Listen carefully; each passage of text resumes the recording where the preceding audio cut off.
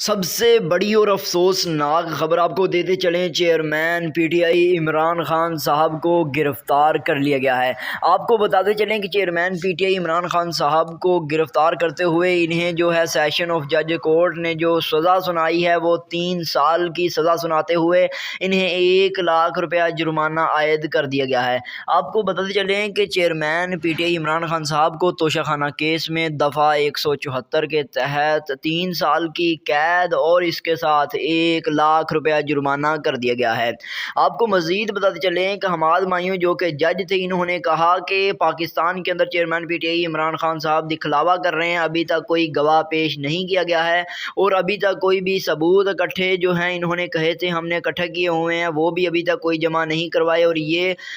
ہفتوں سے مہینوں سے لوگوں کو رغبت دے رہے ہیں، لوگوں کو دھوکہ دے رہے ہیں۔ تو اسی چیز کے چلتے انہوں نے آج اس کا فیصلہ سنایا۔ توشہ خانہ کیس میں عمران خان صاحب کو 3 سال کی قید اور 1 لاکھ روپیہ جرمانہ کر دیا گیا ہے۔ آپ کو پتہ چلے کہ عمران خان صاحب کو 3 سال کی قید اور 1 لاکھ روپیہ جرمانہ کر دیا گیا ہے۔